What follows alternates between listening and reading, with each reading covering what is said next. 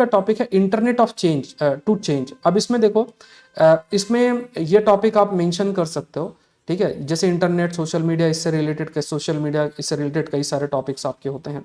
अच्छा, again I am स्टेटिंग this point कि इसका पीडीएफ का लिंक आपको डिस्क्रिप्शन बॉक्स में मिलेगा, उसमें टेलीग्राम चैनल का link I will put, because folder जो मैं आपको लिंक दिया था उसमें एडिट करने का ऑप्शन था और आप में से कई लोगों ने उसको डिलीट कर दिया, मतलब वो कंटेंट है ना उसका डिलीट कर दिया। कुछ को तो मैंने दोबारा से रिकवर करके पीडीएफ बना के डाल दिया, बट कुछ आप में से कई लोगों ने, आई डोंट नो व्हाई ये कैसे हुआ, गलती से हुआ, जैसा भी हुआ, वो जो पेजेस हैं जैसे पीडीएफ है ना, पीपीटीज है, उसी को आपने डिलीट कर दिया।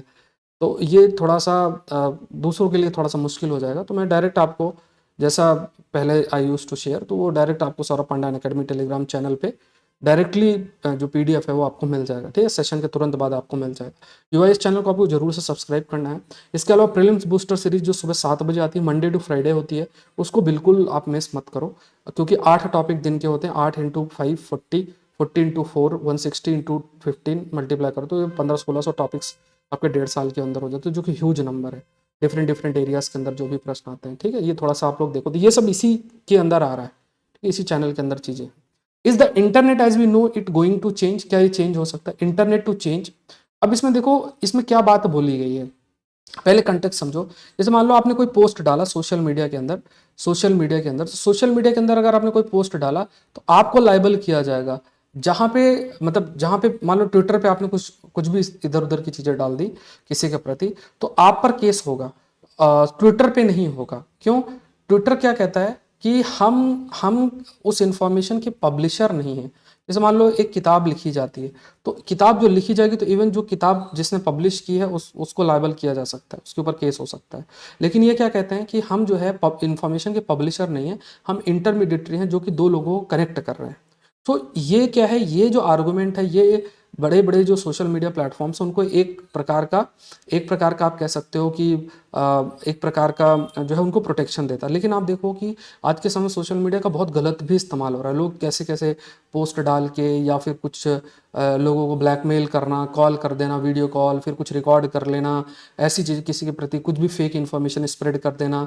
कई लोगों ने सुसाइड कर लिया, इस ये तो ये बहुत बड़ा एक चिंता का विषय है। तो यहाँ पे यूएस में इस चीज़ को लिया गया है, जहाँ की जो सुप्रीम कोर्ट है, एक दो केसेस वो लोग हियर कर रहे हैं, जिसके तहत ये जो कम्युनिकेशन डिसेंसी एक्ट 1996 का है, इसको वो चेंज कर सकते हैं। तो दो उसमें केसेस हैं, वो कौन से केसेस हैं, स्पेसिफिक केसेस हैं, वो हमें नहीं करना है। बट यहाँ पे जो इस एक्ट है यूएस का डिसेंसी एक्ट है, उसका सेक्शन 230 है, वो ये जो सेक्शन है 230 इस डिसेंसी एक्ट का, वो बेसिकली क्या है, ये एक सेफ हार्बर के रूप में काम करता है। इट मीन्स व्हाट कि कोई भी कंटेंट जनरेट होता है उनके द्वारा किया जाता है तो उसके लिए लाइबल नहीं है, because they are not considered as a publisher of that content, उनके ऊपर ऐसा केस नहीं कर सकते।